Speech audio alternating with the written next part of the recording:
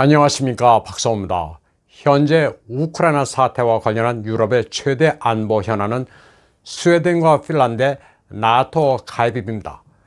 두 나라는 나토 가입 의사를 사실상 확정했습니다. 스웨덴의 경우 15일 집권 3인당이 결정만 내리면 되는 상태입니다. 나토가 이들 두 나라를 편입시키려는 이유는 명백합니다. 동진에 이어 러시아에 대해 노던 플랭크를 구축한다는 의도입니다. 러시아와 기존 나토 회원국 간의 국경선은 1215km입니다. 그런데 핀란드를 나토에 가입시키면 러시아는 새로 늘어난 1287km의 국경선을 경계해야만 합니다. 러시아는 나토를 방위 동맹이라고 간주하지 않습니다. 냉전 해체 이후 계속 동진을 해온 나토를 실존하는 위협으로 보고 있습니다. 스웨덴은 지금까지 중립을 공식 선언하지는 않았지만 과거 200년 동안 군사 동맹을 피해왔습니다. 핀란드는 과거 소련과 겨울 전쟁을 치른 이후 중립을 선언했고 냉전 시대에는 동서진영 어느 편도 들지 않았습니다. 사실 이 두 나라는 독특한 자연 환경과 기후로 인해 다른 나라들이 전쟁하기를 꺼리는 국가입니다.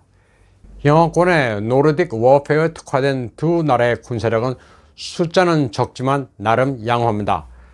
핀란드는 F-35 전투기, 스웨덴은 패트리엇 미사일을 보유하고 있어 나토 군과도 장비가 어느 정도 호환성이 있습니다. 과거 구소련과 전쟁을 치른 역사가 있는 핀란드는 벌써부터 러시아의 공격에 대비해야 한다면서 나름 부산스러운 분위기입니다. 핀란드는 민방위 체계는 잘 구비한 나라입니다. 수도 헬싱키의 시민 풀장은 유사시 대피소로 전환돼 3,800명의 피난민을 수용할 수 있습니다. 핀란드 정부는 일단 유사시 72시간 내 90만 명을 쉘터에 대피시킬 수 있습니다. 그런데 스웨덴과 핀란드의 나토 가입에 암초가 나타났습니다. 나토의 신규 회원국 가입에는 기존의 모든 회원국들이 찬성을 해야 한다는 조항이 있습니다.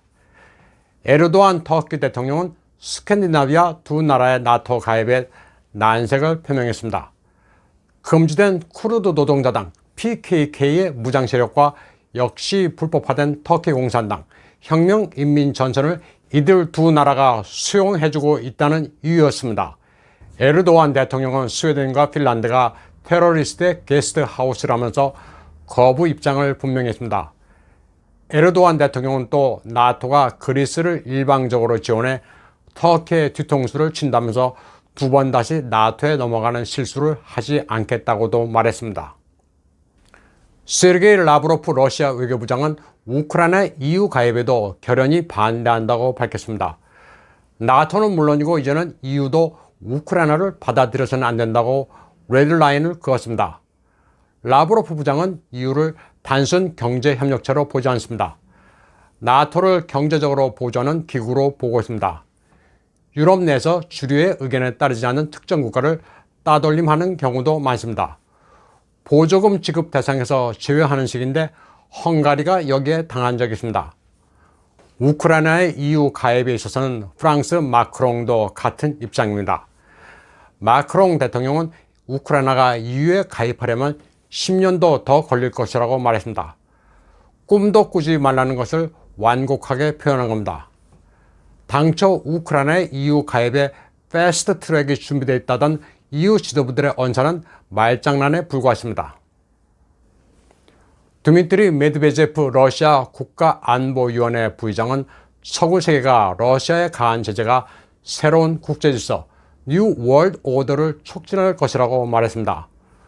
우크라이나 사태로 미국과 그 동맹국들이 러시아에 가한 제재는 현존하는 국제질서를 바꾸게 된다는 겁니다. 그는 제재가 러시아에만 피해를 끼치는 게 아니라 제재를 가한 쪽, 그리고 국제사회 전체가 다치게 될 것이라고 경고했습니다. 제재로 인해 많은 글로벌 서플라이 체인이 파괴돼 물류 위기가 닥칠 것이라고 말했습니다. 서구 항공사의 경우 러시아 영공을 통과하지 못해 파산할 수도 있다고 말했습니다. 러시아산 원유와 천연가스에 대한 자해나 다름없는 제재로 에너지 위기는 더욱 악화돼 가격이 계속 오를 것이라고 설명했습니다. 또 전면적인 국제 식량 위기는 개별 국가의 기아를 발생시킬 것이라고 했습니다. 그런 New World Financial Order도 도래하고 있다고 경고했습니다. 국가 통화의 불안정성, 걷잡을 수 없는 인플레이션, 사유재산 법적 보장의 파괴는 또 다른 통화 금융 위기를 불러올 것이라고 말했습니다. 또 긴장이 근본적으로 해결되지 않는 지역에서는 새로운 지역 분쟁이 불거질 것이라고도 경고했습니다. 서방 국가들이 러시아와의 갈등에 모든 신경을 쓰는 동안 테러 분자들이 더 활발하게 움직일 것이라고 말했습니다. 메드베제프는 또 부적절한 국제협력 체제로 인해 새로운 전염병이 시작될 수도 있으며 생물학 무기의 사용도 우려된다고 말했습니다. 메드베제프는 또 우크라이나 분쟁 해결에서 무능함을 보여준 많은 국제기구들은 썩어갈 것이라면서 유럽 인권기구를 그 예로 적시했습니다. 그는 또 이데올로기적 앵글로색슨의 원칙이 아니라 실용주의에 기반한 새로운 국제동맹체제가 출현할 것이라고 예고했습니다. 전국에는 미국 중심 세계의 종말, 서구식 개념 국제관계의 취약점을 감안한 새로운 안보 아키텍처가 창조될 것이라고 말했습니다. 미국과 EU 그리고 일부 국가들은 우크라이나 사태를 계기로 러시아에 여러 차례 전례 없는 경제 제재를 가했습니다. 특히 러시아 중앙은행을 비롯한 여러 기관의 해외 자산을 동결하기도 했습니다.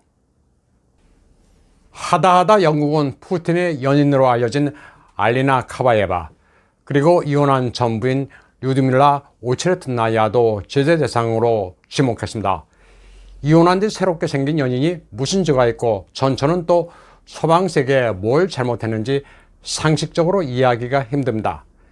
젤렌스키는 G7 국가들이 러시아의 해외 자산을 몰수해 자기에게 주면 국가 재건에 충당하겠다는 주장을 하고 있습니다. 강도짓을 해서 빼앗은 것을 달라는 건데 아무리 전쟁을 하더라도 이런 경우는 없습니다. 젤렌스키의 주장은 국제사회를 야생 수준이 아니라 난장판으로 만들어달라고 떼를 쓰는 겁니다.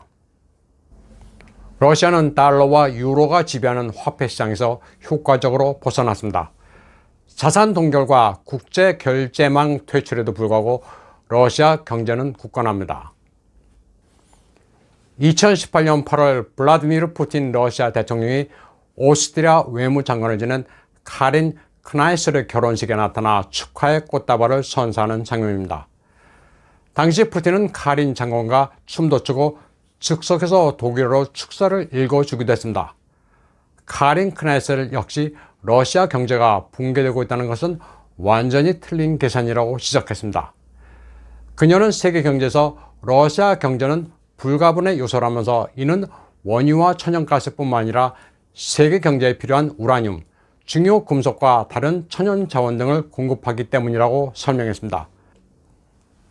카린 크나이스 오스트리아 전 외무장관은 RT와의 인터뷰에서 러시아산 원유가 석으로 흐르지 않으면 다른 방향으로 갈 것이며 이런 현상은 이미 나타나고 있다고 말했습니다.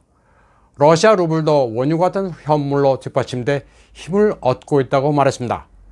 그녀는 또 전 세계가 2021년부터 에너지 위기와 인플레이션을 겪고 있는데 이는 우크라이나에서 러시아가 벌이는 전쟁 탓이 아니라고 말했습니다. 러시아 탓을 하는 것은 유럽 중앙은행의 화법일 뿐 위기는 오래전부터 태동했다고 지적했습니다. 카린 크나이스는 유년 시절을 요르단 암만에서 지냈고 그의 부친은 요르단 후세인 국왕의 전용기 조종사였습니다. 오스트리아 최고의 중동 전문가로 국제 정치, 경제, 지정학에 아주 해박한 인사입니다. 오늘 방송은 여기까지 하겠습니다. 시청해주신 여러분 감사합니다.